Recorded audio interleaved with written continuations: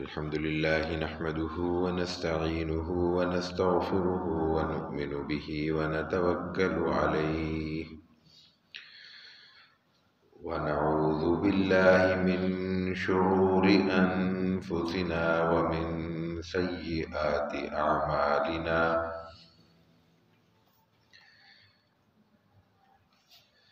من يهده الله فلا مضل له ومن يضلله فلا هادي له ونشهد أن لا إله إلا الله وحده لا شريك له ونشهد أن سيدنا وسندنا وحبيبنا ومولانا محمدا عبده ورسوله صلى الله تعالى على خير خلقه وبارك وسلم تسليما كثيرا كثيرا أما بعد فأعوذ بالله من الشيطان الرجيم بسم الله الرحمن الرحيم فأما اليتيم فلا تقهر وأما السائل فلا تنهر وعن سعد بن أبي وقاص رضي الله عنه قال كنا مع النبي صلى الله عليه وسلم 6 نفر فقال المشركون للنبي أطرد هؤلاء لا يجترئون علينا وكنت أنا وابن مسعود ورجل من هذيل وبلال ورجلان لست اسمهما فوقع في نفس رسول الله صلى الله عليه وسلم ما شاء الله أن يقع فحدث نفسه فأنزل الله عز وجل ولا تطرد الذين يدعون ربهم بالغداة والعشي يريدون وجهه صدق الله العظيم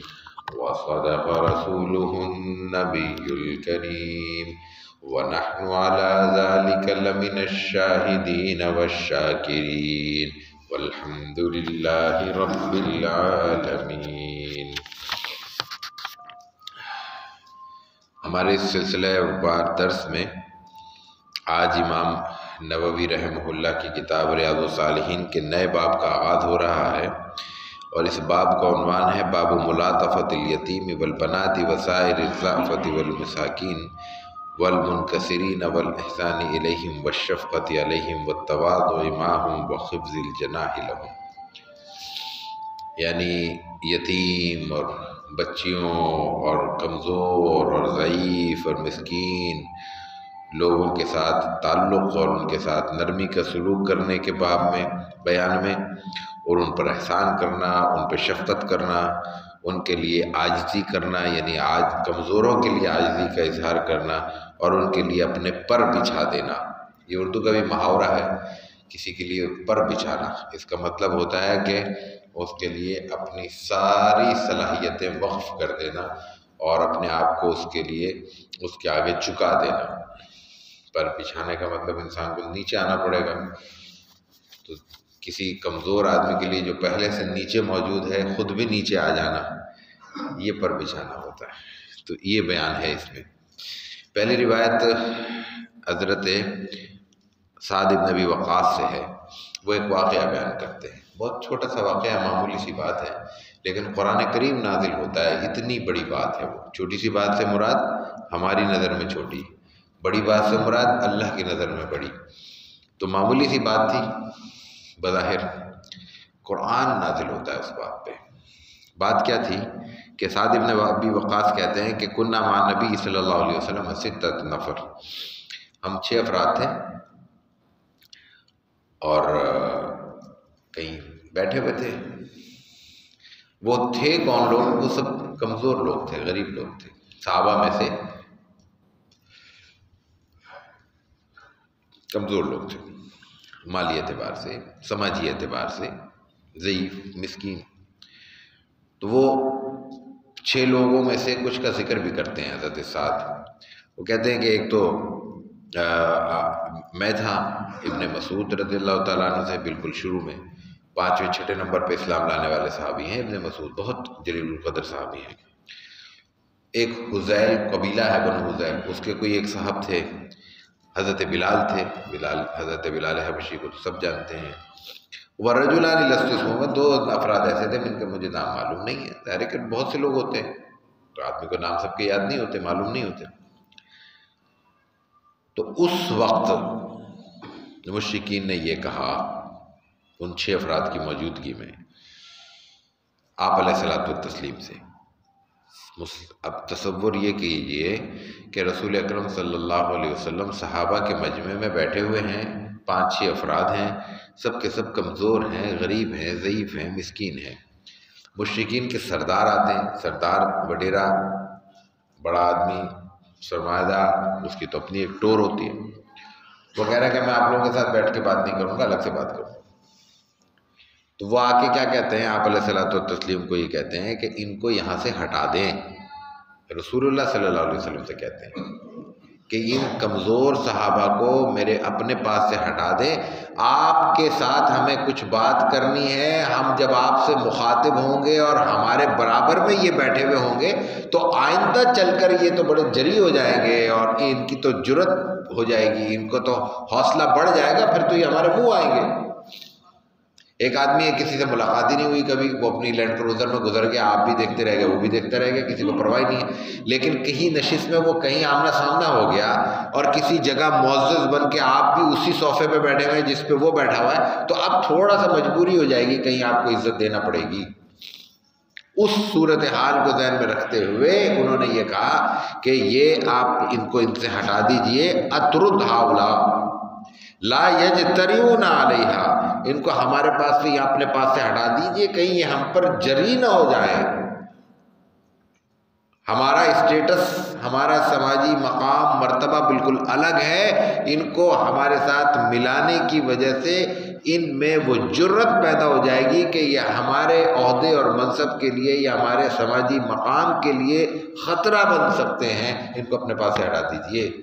انہوں نے مشرکین نے کہا ہے، مکے والوں نے، ابھی مسلمان نہیں ہوئے وہ لوگ جو یہ بات کر رہے ہیں، کس سے کہہ رہے ہیں؟ رسول اللہ صلی اللہ علیہ وسلم سے کہہ رہے ہیں، لیکن اللہ قرآن میں جواب دے رہا ہے، جواب قرآن میں دے رہا ہے۔ اور قرآن اب صحابی جو اب سعد بن ابی وقاص واقعہ نقل کرتے ہیں، وہ یہ کہتے ہیں کہ یہ بات ہوئی تو ابھی بہت بڑی بات تھی، ادھر ساتھی ہیں، صحابی ہیں، غریب ہیں، کمزور ہیں، ضعیف ہیں، جن کا خیال رکھنے کا قرآن حدیث بار بار حکم دے رہی ہے، آپ علیہ الصلوۃ والتسلیم کا اپنا مزاج ان کو خیال رکھنے کا، ان کے خیر خواہی کا ہے، اور ادھر مشرکین ہیں، اب ان کو ظاہر ہے کہ اللہ کا پیغام بھی پہنچانا ہے، ان کو بھی قریب کرنا ہے۔ تو اس موقع پر کہتے ہیں راوی کہ فوقع فی نفس رسول اللہ صلی اللہ علیہ وسلم ما شاء ان یقع، آپ کے دل میں کوئی خیال پیدا ہوا، خیال کیا پیدا ہوا، اور فحدث نفسہ، آپ اپنے طور پہ کچھ غور و فکر کر رہے ہیں، یعنی یہ ساری صورتحال میں آپ کچھ غور کر رہے ہیں کہ میں ان کو کیا جواب دوں اور کیا راستہ نکالوں، ان کو بھی مطمئن کروں اور اپنے ساتھیوں کا بھی حق ادا کر سکوں۔ تو اس وقت فانزل اللہ عز وجل، اللہ تعالیٰ قرآن کریم نازل فرماتے ہیں، اور قرآن کریم کیا کہتا ہے؟ ولا تطرد الذین یدعون ربهم بالغداة والعشی یریدون وجہہ، جو اللہ کی رضا کا، اللہ کی خوشنودی کا خیال رکھتے ہوئے اللہ کی رضا کی خاطر آپ کے پاس آ رہے ہیں اور صبح شام آپ سے استفادہ کرنا چاہتے ہیں، آپ کے پاس بیٹھتے ہیں، یدعون ربهم بالغداة والعشی، صبح شام اپنے رب کو پکارتے ہیں، ان کو آپ اپنے پاس سے دور مت کیجیے۔ یہ مقام ہے۔ وہ مشرکین جاتے ہیں، چلے جائیں، ان کے سردار آپ کے سے دور ہونا چاہتے ہیں، مزید دور ہو جائیں، وہ تو ویسے ہی آپ کے مخالف ہیں، لیکن یہ آپ کے ماننے والے ہیں، کلمہ گو ہیں، آپ کے دستے برس پہ بیعت ہو چکے ہیں، ان کو دور مت کیجئے، ان کا حق ہے۔ کیوں حق ہے؟ اس لیے کہ یدعون ربهم بالغداة والعشی، اور ان کا مقصد کیا ہے؟ یریدون وجہہ، صبح شام صرف اپنے رب کو پکارتے ہیں، اور مقصد بھی صرف رب کو پکارنے سے رب کی رضا ہے۔ کوئی شخص آج اگر اپنے رب کو پکار رہا ہے مجمع میں تو کسی کی گواہی نہیں دی جا سکتی، میں آپ کی گواہی نہیں دے سکتا، آپ میری گواہی نہیں دے سکتے کہ میں کس لیے یہ گواہی پکار رہا ہوں۔ آج تو ہر چیز کمرشلائز ہو چکی ہے، یہ ہمارے ممبر بھی محفوظ نہیں ہے. میں یہاں بیٹھ کے لوگوں کے دلوں پر راج کرنے کی نیت بھی تو کر سکتا ہوں. میں یہاں بیٹھ کے سرمایہ داروں کی جیبوں پر نظر بھی تو رکھ سکتا ہوں. میں یہاں بیٹھ کے اپنے گرد مجمع بنانے کی نیت بھی تو کر سکتا ہوں. جو نیت کرے گے وہ یہ بیٹھنا اللہ کے ہاں قابل گرفت ہو جائے گا. یہ اللہ کا دیا ہوا منصب ہے. یہاں صرف اللہ کا کلمہ، اللہ کا پیغام، اللہ کے رسول کی بات اللہ کی رضا کے لیے پیش کی جائے تو اللہ کے ہاں قابل قبول ہے. ورنہ اللہ کا پڑھا بیان کیا ہوا قرآن، اللہ کے رسول صلی اللہ علیہ وسلم کی بتائی ہوئی سنت بھی بیان کرنے والے کے لیے گرفت بن جائے گی، عذاب بن جائے گی. اللہ تعالیٰ محفوظ رکھے. کیوں؟ اس لیے کہ یہاں یہ کیا کہا گیا ہے کہ وہ صرف یہ نہیں کہا گیا کہ وہ اللہ کو پکارتے ہیں صبح و شام، یدعون ربہم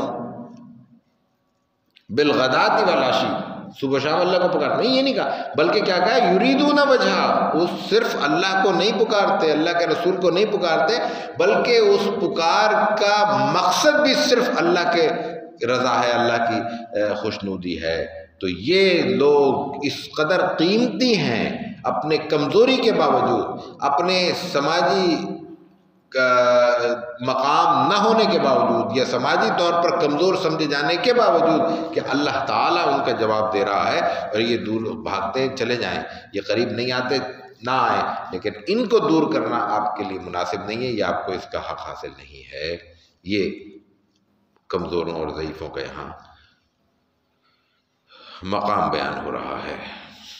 ایک روایت، ایک اور واقعہ بیان ہوتا ہے، وہ بھی مختصر سا ہے، میں جلدی سے عرض کر دیتا ہوں. وعن ابی حبیرۃ عائذ بن عمرو المزنی وهو من اہل بیعۃ الرضوان رضی اللہ تعالی عنہ ان ابا سفیان اتى على سلمان وصہیب وبلال في نفر فقالوا ما اخذ السيوف الله من عدو الله ما اخذها. فقال ابو بکر رضی اللہ عنہ وتقولون هذا لشیخ قریش وسیدهم. فأتى النبي صلی اللہ علیہ وسلم فأخبره فقال یا ابا بکر لعلك اغضبتهم وإن كنت اغضبتهم لقد اغضبت ربك. فأتاهم فقال یا اخوتاه اغضبتكم. قالوا لا يغفر الله لك یا اخی. عجیب واقعہ ہے. ابو حبیرہ عائذ بن عمرو المزنی صحابی رسول صلی اللہ علیہ وسلم ہے، اور کون ہے؟ بیعت رضوان میں شریک ہیں. رسول اکرم صلی اللہ علیہ وسلم جب عمرہ ادا کرنے کی نیت سے تشریف لے گئے اور پھر وہاں پہ صورتحال مخدوش ہو گئی، حضرت عثمان غنی رضی اللہ تعالیٰ عنہ کی شہادت کی غلط اطلاع ملی تو آپ نے بیعت لی تھی کہ اب بدلہ لیں گے. وہ بیعت رضوان کہلاتی ہے، اس لیے کہ قرآن یہ کہتا ہے کہ اس بیعت میں شریک سب کو اللہ نے معاف کر دیا. تو وہ بڑا مقام ہے ان کا. صحابہ کرام سارے صحابے ہمارے سر آنکھوں پہ، لیکن بیعت رضوان میں شریک قرآن نے ان کو بڑا مقام دیا ہے. تو یہ وہ ان میں سے شریک ہیں. یہ کیا کہتے ہیں کہ ایک موقع ہے، کچھ صحابہ اکٹھے ہیں اور سب ضعیف کمزور صحابہ ہیں مالی اعتبار سے، معاشی اعتبار سے. سلمان فارسی ہیں، صہیب رومی ہیں، بلال حبشی ہیں، یہ کچھ لوگ بیٹھے ہوئے ہیں. تو یہ بیٹھے ہوئے ہیں اس وقت ابو سفیان گزرے ہیں جو مسلمان نہیں ہوئے تھے اس وقت تک. اب ابو سفیان اس وقت رضی اللہ تعالیٰ عنہ مسلمان ہو گئے تو ظاہر ہے کہ ہم صحابی ہو گئے، ہمارے سر آنکھوں پہ اس وقت نہیں ہوئے. اس وقت وہ قریش مکہ کے سردار ہیں، اس سردار کی حیثیت سے وہ گزر رہے ہیں. اب یہ کون لوگ ہیں؟ یہ تو قربانیاں دینے والے ہیں. حضرت بلال کی قربانی کون بیان کر سکتا ہے؟ صہیب رومی کی قربانی کون بیان کر سکتا ہے؟ یہاں پہ ہمارے الفاظ میں وہ تاثیر کہاں سے آئے گی؟ وہ شدت کیسے پیدا ہوگی جو انہوں نے شدت اپنے جسم پر جھیلی ہے؟ تو اس کیفیت میں انہوں نے کہا کہ اللہ نے اللہ کی تلواروں نے، یعنی ابھی تک ہم لوگوں نے، اللہ کی تلوار تو ظاہر ہے کہ اللہ کی مخلوق کے ہاتھ میں موجود تلوار کو ہی کہا جائے گا. انہوں نے ابھی اس کا پورا حق ادا نہیں کیا، ان سے حق وصول نہیں کیا. بندے کہ زندہ پھر رہا ابھی تک، یہ اللہ کا دشمن ہے، ظاہر ہے کہ اس وقت مسلمان نہیں ہوئے، تو ابھی تک حق وصول نہیں ہوا ان سے. ان کو جو ہونا چاہیے تھا وہ ان کے ساتھ ہوا نہیں ہے سلوک. تو اس وقت رسول اللہ صلی اللہ علیہ وسلم تو وہاں موجود نہیں تھے. حضرت ابو بکر صدیق رضی اللہ تعالیٰ عنہ وہاں موجود تھے. انہیں یہ خیال ہوا کہ یہ سردار ہے تو ظاہر ہے کہ یہ اللہ کا الگ سے حکم ہے کہ کوئی بھی شخص اپنے معاشرے میں اگر سماجی طور پر، معاشی طور پر، مالی طور پر ممتاز ہے تو اس کو عزت دی جائے گی، اس کا مقام کا خیال رکھا جائے گا، اس کے ساتھ گالم گلوچ نہیں ہوگی، بدتمیزی نہیں ہوگی. یہ حق نہیں ہے ہمیں. تو حضرت ابوبکر صدیق نے اس نقطہ نظر سے کہ یہ ایک شخص ہے، سردار ہے مکے کا، قریش کا، تو اس کو عزت دی جائے، انہوں نے کہا کہ یہ تم ایسی بات نہیں کرو اس کے متعلق. اتقولون ھذا شیء، اس شیخ کے لیے، اس بزرگ کے لیے، قریش کے سردار کے لیے تم یہ بات کہہ رہے ہو؟ بس اتنا جملہ کہا ہے، اس سے زیادہ نہیں کہا کہ تم ان کے لیے یہ بات کہہ رہے ہو، بس کوئی ڈانٹ ڈپٹ نہیں کی ہے. وہ جملہ آ کے ان کو خیال ہوا کہ میں نے یہ بات شاید غلط کہہ دی ہے، وہ جملہ آ کے رسول اللہ صلی اللہ علیہ وسلم کو سنایا ہے کہ میں نے یہ جملہ کہا ہے، ایسے ایسے ہوا ہے.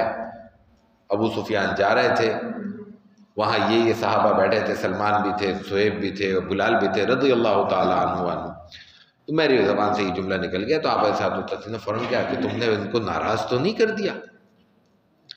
تم نے اگر ان کو ناراض کر دیا تو یاد رکھو تم نے اللہ کو ناراض کر دیا. رسول اللہ صلی اللہ علیہ وسلم کس کو کہہ رہے ہیں؟ ابو بکر صدیق کو کہہ رہے ہیں. کس کے لیے کہہ رہے ہیں؟ حضرت سلمان فارسی، حضرت صہیب رومی، حضرت بلال حبشی رضی اللہ تعالیٰ عنہم کے لیے کہہ رہے ہیں کہ اگر تمہاری کسی بات سے یا اتنے سے جملے سے کہ تم سردار کا خیال کر لو ناراض ہو گئے وہ تم سے، تو یاد رکھو اللہ تم سے ناراض ہو جائے گا. ابو بکر فوراً لوٹے ہیں اور جا کے کہا ہے کہ میرے بھائیوں ناراض تو نہیں ہو گئے؟ تو انہوں نے کہا نہیں، اللہ آپ کو بھی معاف کرے، ہمیں بھی معاف کرے، ہم ناراض نہیں ہیں. تب ان کو اطمینان ہوا ہے. یہ ہے اللہ کے ہاں مقام غریب کا. لیکن وہ میں بار بار دہرا رہا ہوں، یہاں مسکین کی، ضعیف کی، اس ضعیف کی، اس مسکین کی بات ہو رہی ہے جو صرف سماجی طور پر کمزور ہے، اللہ کے ساتھ اس کا رشتہ مضبوط ہے. اللہ کو بھول جانے والا شخص اللہ کے یہاں برابر ہے کہ وہ سرمایہ دار ہو یا کوئی غریب ہو. اللہ کے حکم کا مذاق اڑانے والا اللہ کے یہاں برابر ہے، چاہے وہ اپنے اختیار کے ساتھ مذاق اڑا رہا ہے یا اپنی غربت کے ساتھ. اللہ کو مانو، اللہ کا حکم ماننے کے بعد پھر یہ خیال ذہن میں نہیں آنا چاہیے، نہ اپنے لیے نہ اپنے کسی بھائی کے لیے، کہ اس کی عزت اس وقت کریں گے جب وہ سماجی طور پر مضبوط ہوگا. سماجی طور پہ کسی شخص کے مضبوط اور کمزور ہونے کی کیا اوقات ہے اللہ کے ہاں، وہ مسلسل احادیث میں بیان ہو رہی ہے. کچھ احادیث انشاءاللہ آئندہ دروس میں آئیں گی. اللہ تعالی ہمیں عمل کی توفیق عطا فرمائے. وآخر دعوانا الحمدللہ رب العالمین.